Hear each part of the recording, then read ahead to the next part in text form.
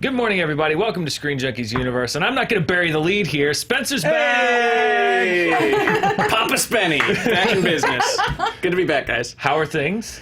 Sleepy, but good. Yeah. Good. You missed so much while you were gone. Did I? Sure. Y'all look the same.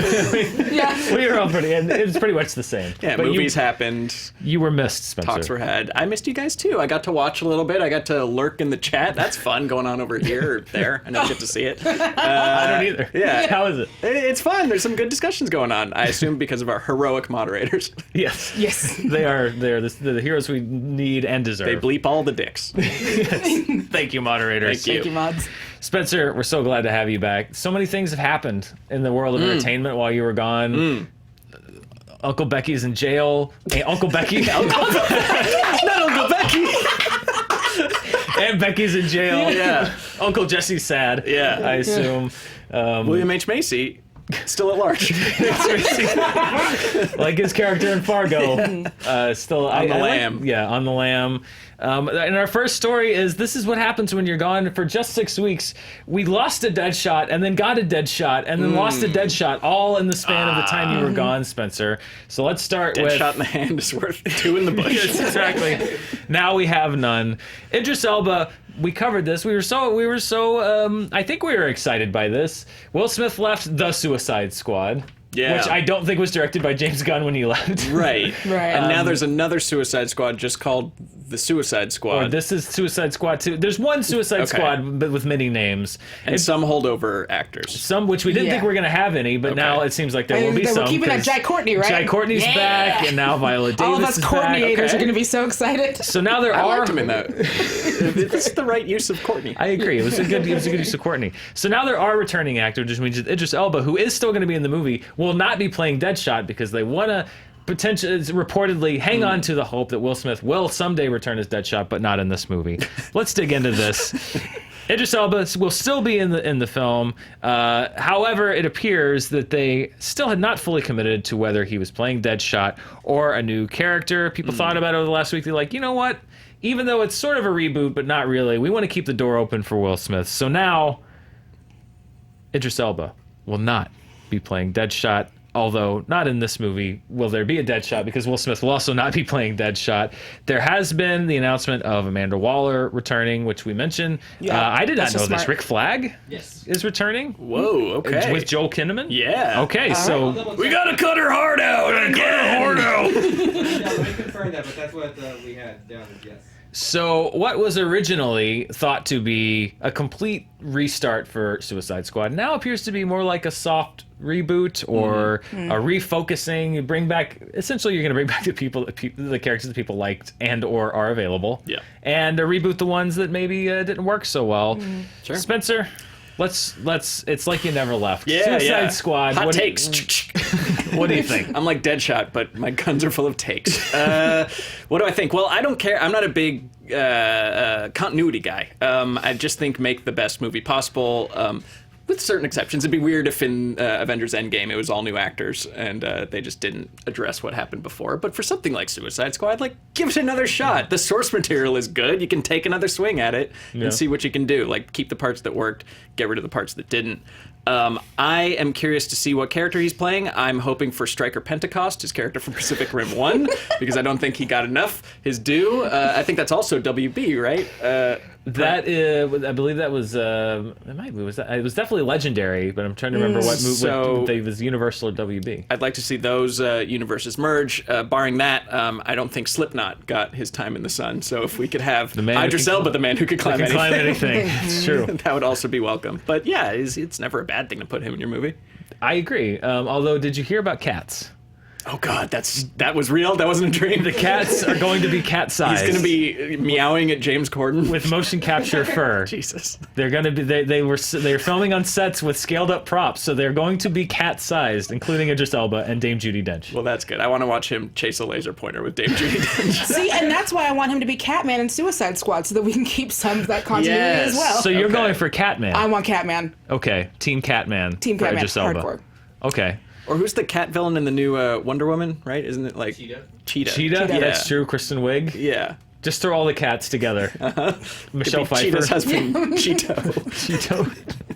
I'm so tired. I've missed you, Spencer. Rick Flag, by the way, reported but not confirmed yet, so not on the same level as the others. Okay. But there are whispers and it's been semi-reported that he's coming back, but not confirmed yet. There have been whispers of Rick Flag's potential return to the. Although it's funny because Rick Flag never whispered; he only yelled. He only is. So you'll hear him coming if he's coming back. Danielle, what do you think? This looks like now kind of a hybrid.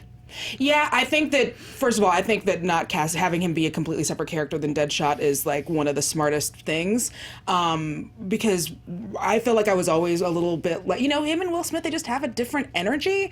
And obviously it's always kind of weird when it's like, well, just replace that black dude with then this black dude. And so I'm not sure what character he's going to play. I'm super interested to find out. I think I've said this almost every time we've covered this new reboot, soft relaunch, grand reopening thing, is that this is what is baked into the Suicide Squad as a comic series. It's all about these different characters coming and going, and with almost every single time you have a new writer or new artist take over, it's a mostly new cast with some holdovers. So it just makes perfect sense in the scope of the universe. Do you remember that scene? Is one of the Austin Powers sequels where Dr. Evil says he wants to be left alone, and then he just keeps saying like, "Not you, Frau. Not you, number two. Not you." And you realize he just wants one person to leave. Yeah. Do you think it's possible they do this until Jared Leto is the only one that's not been invited?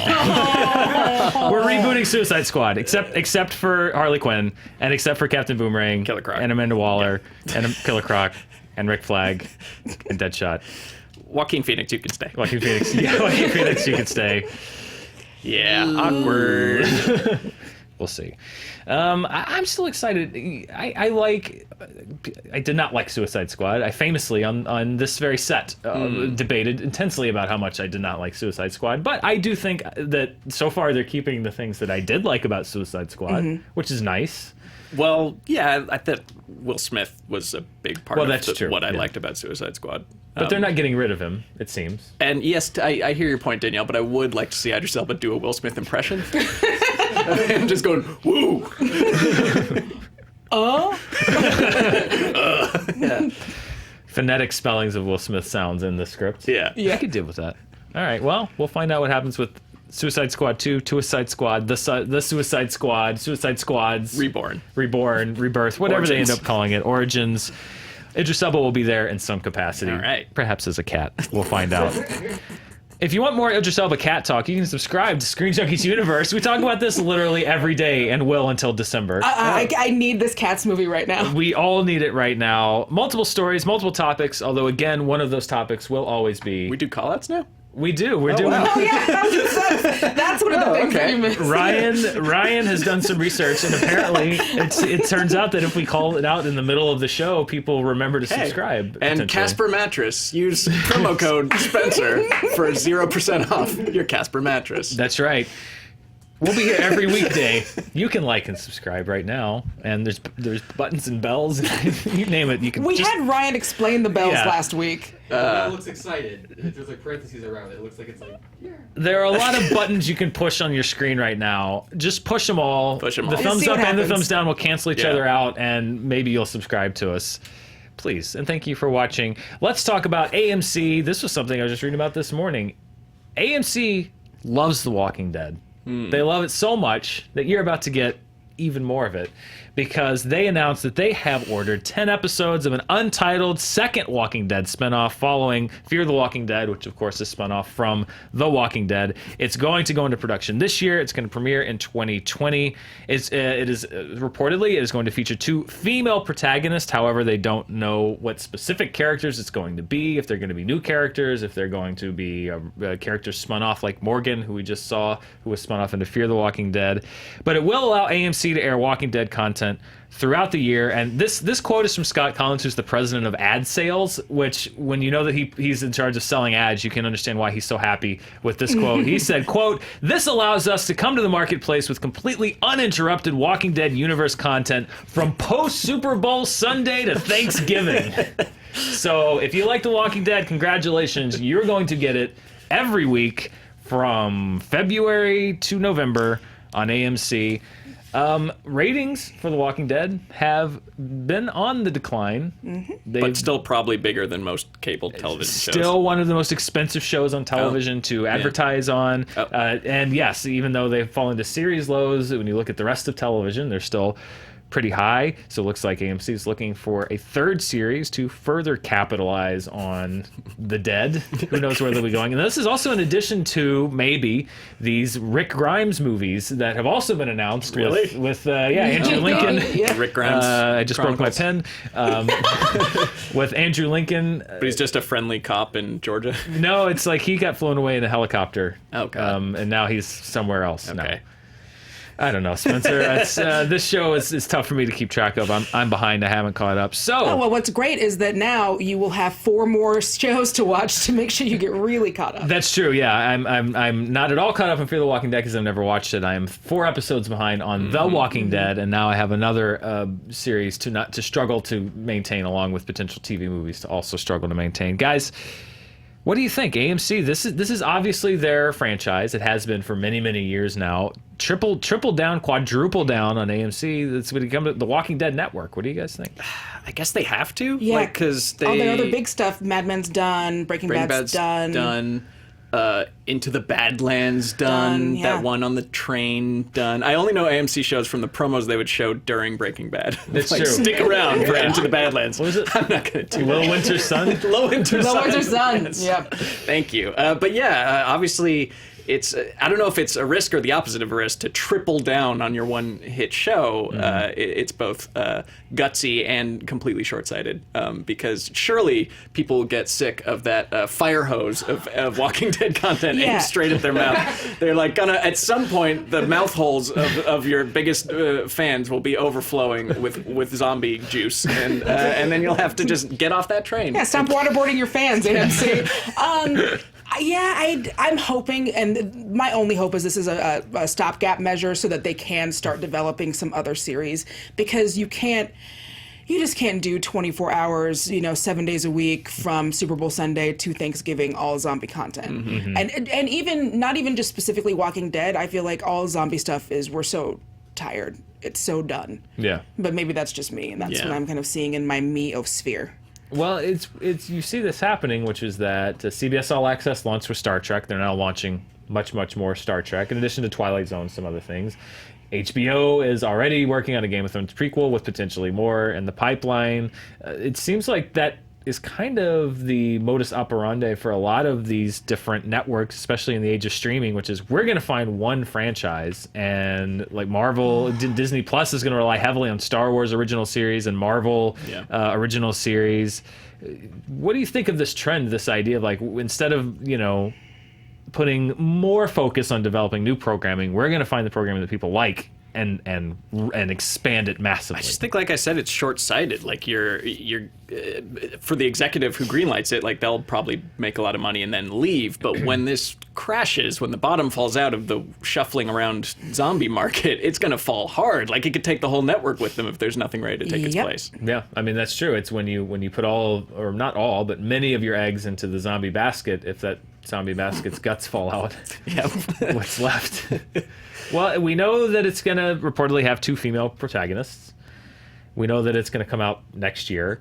Is there a concept that would make you sort of turn around on this and say like, oh, okay, I could potentially get, because we've seen the Georgia-based Walking Dead. We've seen Fear the Walking Dead is West Coast based. If I'm not incorrect, I think it's like California based. Yeah. I think maybe if they're like waitresses at a zombie diner. Or like Rizzoli and Isles and Zombies. I would watch that. Like a legal procedural. Yeah. Go on. Well, so, there are these 2 cops. They wind up getting put together. Are they a couple? Probably not. Will they do it for the shippers? They definitely will at least make them sleep in the same bed together sometimes. And their male colleagues in zombie fighting just don't take them seriously, and they're constantly quipping. Maybe you'll have Castle show up and get some Nathan Fillion in there. So they are zombie detectives. Yes. Are they zombies or are they humans in a zombie world? They're humans in a zombie world, but they are solving zombie I thought problems. Rizzoli and Niles were lawyers. Rizzoli and Niles are cops. Okay, sorry. They are best friend cops. I think you're thinking of But we can Franklin also- and Bash. Yes, sorry. That's Franklin and Bash. Okay, look, we could do Franklin and Bash and zombies. These two cocky lawyers going at it their own way, trying to solve and figure out zombie crimes. So the zombie will be like, he stole my brains. And it's like, no, brains are mine. And Yeah. then you have them telling Yeah. jokes and being crazy in the courtroom. As someone who also confuses Rizzoli and Niles and Franklin and Bash, so the premise is that while society has crumbled, these two women lawyer/cops are trying to keep the infrastructure alive. Yes. Mm-hmm. I like that. I like I like this. that pitch. I could go with this. Yeah. I would certainly tune in out of curiosity. Yeah. Yeah, mine is, so I'll change mine. One is a zombie that works at a children's zombie bookstore, like a struggling, corner shop that still has books for all the kids. And then the other zombie is working at Zombie Borders Books and Music, like the big mega chain. And they strike up this online zombie relationship where they're emailing back and forth, but they actually are crisscrossing in real life, and they don't know that they're so close to each other and yet so far until the very end when Meg Ryan tells Tom Hanks it was her all along in the film. You've got mail, but with zombies. I thought you were going to pitch that one of them worked in a zombie store, a bookstore, and the other one was a zombie movie star. Oh. And you were going to call it Rotting Hill. I'm done. Bravo. Oh, thank you. That would be You've Got Brains. You've got brains. All of these would work.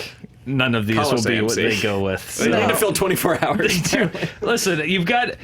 They did not acknowledge the Thanksgiving to New Year's gap they have in their zombie schedule on AMC, and I think that either You've Got Brains or Rizzoli and Niles / Franklin and Bash, but with zombie people, is a great film. Or they could just do real time of them walking. Just real time. Yeah, like just, a puppy camp. Like live or Live PD. People love Live PD on A&E. Yeah. Everyone watches that show, like Live PD, but Yeah. zombies. Done. There we go. Just shuffling around. One of them sees something's like, ugh. And Yeah. the other one's like, oh. And it's like, oh, this I is. think he put him in a room with a couple toys. They bat him around. Yeah. Oh boy. All right, AMC, call us. We've got your next. We have your next zombie shows in the pipeline. We've got it. We've got it covered. Our phone lines are open. The number's on the bottom of your screen. Like and subscribe and hit the bell. Ring that bell. AMC, hit the bell. When you hit the bell, that will notify us. It makes the bell happy. Yes. I hate this is a sad transition, but there's been another high-profile Hollywood breakup. This is actually sad. I'm being flippant because it's usually real life things that people treat like tabloid entertainment, but it's a conscious uncoupling. This is a super-powered Hollywood producing duo. Will Ferrell and Adam McKay, who have been working for over a decade under the Gary Sanchez production banner as producing partners, have decided to go their own separate ways. They will no longer be producing new projects together. There are a few that are left that they're going to finish out, but they will not be partners any longer. This was the statement from both of them in a joint statement over the weekend. They said, quote, "The last 13 years could not have been more enjoyable and satisfying for the two of us at Sanchez Productions. We give massive thanks to our incredible staff and executives and all the writers, directors, and actors we worked with through the years. The two of us will always work together creatively and always be friends, and we recognize we are lucky as hell to end this venture as such." According to Hollywood Reporter, the Gary and Gloria Sanchez Productions will see all existing projects through to completion. All current projects will continue to be developed with the producers who are attached. It's been a recent decision to split. It's currently unclear exactly how the Sanchez labels will be handling moving forward. Will that continue to be a production house? Will their end be the end of Sanchez Productions? Nobody knows. But this has been a major comedic force when you look back at Anchorman, particularly one of the big ones. But they've produced a lot of films together. Now no longer doing it. What do you guys think? I mean, like you said, they're a comedic force, but I think that Adam McKay has not grown beyond comedy, but he's just evolved as a filmmaker. And I think if he had his druthers, would make adaptations of impenetrable nonfiction books for the rest of his days, because he's clearly like just this big political and society nerd that also has a great sense of humor and like a good eye for satire and slapstick, but he's more interested in doing that. And Will Ferrell is still doing the Will Ferrell song and dance. I do think that a great snapshot of the direction that both of them have taken would be if you were to go to the movie theaters this Christmas Day and were to find Vice from Adam McKay alongside Holmes and Watson from Will Ferrell. Not that I think like Will Ferrell's done or he has nothing like funny left in him. Like I still smile when I see him. He still does guest spots and live appearances, and he's always hilarious. Yeah. But Adam McKay's just like taking it to another level. Who'd have thought he'd be the Peel in their Key and Peele? Who thought Will Ferrell, one of the best SNL cast members of all time, would be Key? Yeah. I mean, part of it I think is project choice. Like Holmes and Watson for me. I did see it. Yeah. And I just sat through it going like, well, I know Will Ferrell's funny. I know John C. Reilly's funny. Like the people that were in the cast of that movie are funny. That movie was painfully unfunny, and it's hard to see how that can happen. Well, did they need Adam McKay behind the camera, like controlling the chaos or throwing more chaos onto the chaos? That's the question, and I like that they acknowledge. I mean, their statement, and I believe it. I like that they obviously got to a point where they realized that hey, we as producing partners, like producing is really hard work, and you have to really believe, hopefully, in what you're doing to lend that much time and hard work. And I think it's good that you have two people that can acknowledge, like, hey, I'm kind of doing this, and you're kind of doing this, and maybe it's just time to separate. I'll bet, like, Adam McKay has, like, a little more fire left in him at this later stage in his career because Will Ferrell has already been one of the world's most famous people who, like, can't go outside and, like, can't do anything without people like, hey, come on! So he's probably a little less inclined to, like, really stake his claim anymore, and Adam McKay's like, no, I'm the guy now. I need an Oscar. Yeah. Daddy needs Oscar now. Do you think, well, it's hard to tell, but Gary Sanchez and Judd Apatow, those two sort of entities really drove so much of the comedy scene, particularly in the last decade. I mean, do you think this is sort of the end of, we don't have as many Judd Apatow movies coming out as we did, not even Judd Apatow produced movies as we did. Now with the end of this, like, is this sort of closing the curtain on a particular era of movie comedies that we've seen for the past 15 years? Oh, yeah, for sure. And it's also, one of the last production companies that I think, I'm not saying that we still won't, but we all know what kind of what it looks like now and what kind of movies go to theaters and what kind might go to Netflix. This is one of the last ones that was really getting like these kind of mid, comedies into theaters. Whereas a lot of those now seem to be going to Netflix or they're indie films or whatever. We're not seeing as many. And even when they do come out, you get something great like a Game Night, which I loved, but not too many people go see. Yeah. So yeah, I don't know. It's interesting because for me, as someone who loves comedies, I feel like I don't get to see nearly enough of them in theaters as I would like. But yeah, I mean, there's economic reasons for that. Yep. Obviously, of like just that level of movie doesn't get made so much anymore. I think creatively, it's something new will come along. Yeah. But that kind of form of the kind of improv Apatow comedy has kind of run its course of like it's not very interesting looking. They just set up the cameras and they have everyone riff and then they cut it together later. And there's been like a talent drain of comedically inclined people into television. I think that they would rather write on a TV show than struggle for years and years and years to get a movie made when you can just like you get a streaming show and you get a streaming show.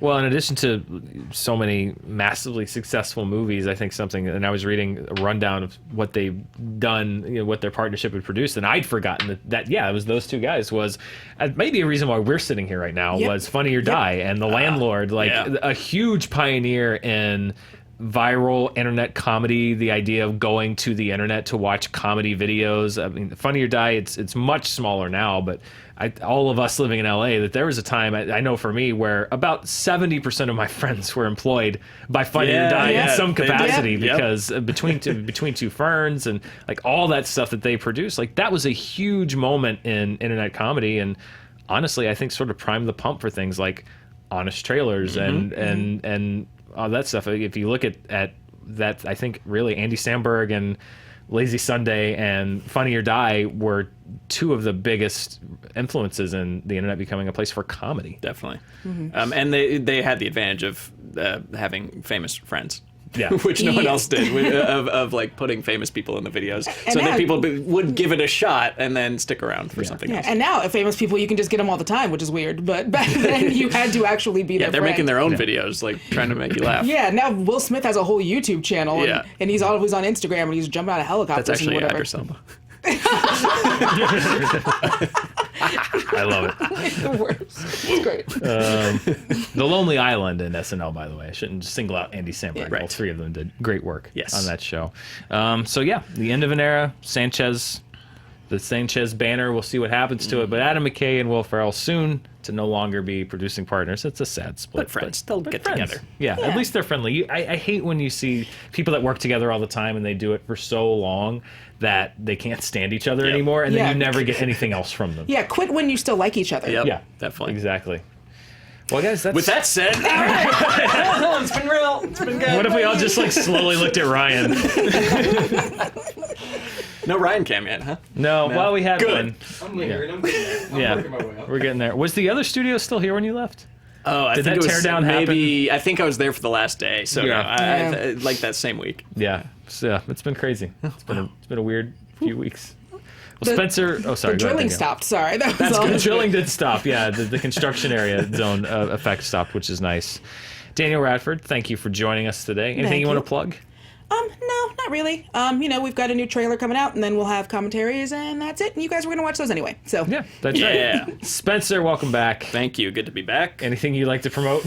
No, I've had nothing to do with this last one. I'm sure you guys did a great job, but I'm excited to be back. Awesome. As Danielle mentioned, you can check out the Honest Trailer and the Honest Trailer commentary tomorrow. I'm going to be back with charting later today. We're going to talk about Shazam. The Cram It for Game of Thrones came out came out on Saturday, 52 minutes, but it's the whole series in 52 minutes.